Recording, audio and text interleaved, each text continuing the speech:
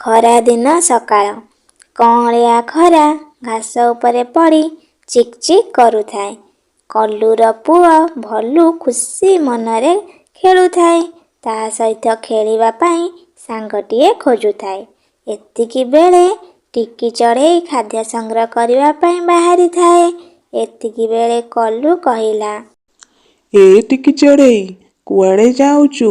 ଏତେ ସୁନ୍ଦରିଆ ଖରା ହୋଇଛି, ତୋର କ'ଣ ଖେଳିବା ପାଇଁ ମନ ହଉନି? ଆସେ, ସାଙ୍ଗ ହୋଇ ଖେଳିବା। ଟିକି ଚଢ଼େଇ କହିଲା, ନାଇଁ କଲ୍ଲୁ ଭାଇ, ମୋତେ ବେଳ ନାହିଁ।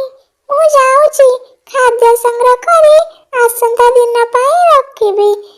ପାରା ମଉସା ଖବର ଦେଇଛନ୍ତି, ଏଇ କିଛି ଦିନ ପରେ ଖୁବ୍ ଜୋରରେ ଝଡ଼ି ବର୍ଷା ହେବ। ଏହା କହି ଟିକି ଚଢ଼େଇ ସେଇଠାରୁ ଚାଲିଗଲା। କଲ୍ଲୁ ତା କଥାକୁ ହସରେ ଉଡ଼େଇ କହିଲା, ଆରେ, ଏ ଟିକି ଚଢ଼େଇ କେଡ଼େ ବୋକା। ଏତେ ସୁନ୍ଦରିଆ ପାଗରେ ନ ଖେଳି ସମୟ ନଷ୍ଟ କରୁଛି। ଛାଡ଼, ସେ ବୋକା କଥା ନ ଭାବି ଯାଏଁ ଆଉ ଟିକେ ଖେଳିଦିଏ। ହଁ, ସେ ପାରା କ'ଣ କହିଲା କେଜାଣି, ଏ ଟିକି ଚଢ଼େଇ ଏତେ ବ୍ୟସ୍ତ ହୋଇଯାଉଛି। କାମ ଆଜି ନ ହୋଇଛି କାଲି ହେବ, ଏତେ ବ୍ୟସ୍ତ କାହିଁକି?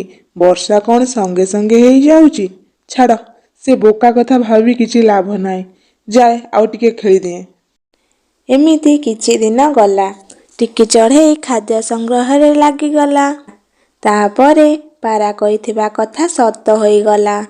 କେତେ ଦିନ ଧରି ଝଡ଼ି ବର୍ଷା ଲାଗି ରହିଲା। କଲ୍ଲୁର ଖାଦ୍ୟ ନଥାଏ, କ'ଣ କରିବ? ବର୍ଷାରେ ଓଦା ହୋଇ ଭଲୁ ତାହାର ସାଙ୍ଗ ଚିକୁ ପାଖକୁ ଗଲା ଓ ତାକୁ ବିକଳ ହୋଇ କହିଲା, ଚିକୁ, ମୋ ପାଖରେ କିଛି ଖାଦ୍ୟ ନାହିଁ। ଦେଖୁଛୁ କେତେ ଜୋର ଝଡ଼ି ବର୍ଷା ହେଉଛି। ରଖିଥିବା କିଛି ଖାଦ୍ୟ ସରିଯାଇଛି। ଆହୁରି 2-4 ଦିନ ଝଡ଼ି ଲାଗି ରହିବ। ସାଙ୍ଗ, ତୋ ପାଖରେ ଥିବା ଦାନାରୁ ମୋତେ କିଛି ଦେ। ଏହା ଶୁଣି ଚିକୁ କହିଲା, ନାଇଁ ନାଇଁ, ଦେଖୁଛୁ ତ କେତେ ଜୋରେ ଝଡ଼ି ହେଉଛି। ପୁଣି 2-4 ଦିନ ଝଡ଼ି ହେବ। ମୁଁ ଯଦି ତତେ ଏ ସବୁ ଖାଦ୍ୟ ଦେଇଦେବି, ତାହେଲେ ମୋର ଛୁଆ କ'ଣ ଖାଇବେ କହିଲୁ? ତୁ ଯା, ଆଉ କୋଉଠି ଦେଖେ। ଏହାପରେ ଭଲୁ ସେଠୁ ନିରାଶ ହୋଇ ଅନ୍ୟ ଚଢ଼େଇମାନଙ୍କ ପାଖକୁ ଗଲା। ହେଲେ ବର୍ଷା ପାଇଁ ସଞ୍ଚିତ ରଖିଥିବା ଖାଦ୍ୟକୁ ଚଢ଼େଇମାନେ ଭଲୁକୁ ଦେବାକୁ ରାଜି ହେଲେ ନାହିଁ। ଶେଷରେ ଭଲୁର ଟିକି ଚଢ଼େଇ କଥା ମନେ ପଡ଼ିଲା ଓ ସେ ଟିକି ଚଢ଼େଇ ପାଖକୁ ଗଲା। ଏହାପରେ ଟିକି ଚଢ଼େଇ ଭଲୁକୁ ଦେଖି ପଚାରିଲା, ଆରେ ଭଲୁ ଭାଇ, ତୁମେ ଏ ବର୍ଷାରେ କାହିଁକି ଓଦା ହେଉଛ?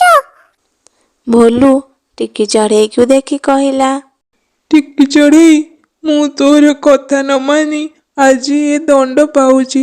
ଯଦି ମୁଁ ସେତେବେଳେ ତୋ କଥା ମାନି କିଛି ଖାଦ୍ୟ ସଞ୍ଚିତ କରି ରଖିଥାନ୍ତି, ତାହେଲେ ଆଜି ମୁଁ ଏ ବର୍ଷାରେ ଖାଦ୍ୟ ଖୋଜିବା ପାଇଁ ବୁଲି ନଥାନ୍ତି। ମୋତେ ତୁ କ୍ଷମା କରିଦେ। ତୁ ରଖିଥିବା ତୋ ଦାନାରୁ ମୋତେ କିଛି ଦେ, ନହେଲେ ମୁଁ ଭୋକ ବିକଳରେ ମରିଯିବି।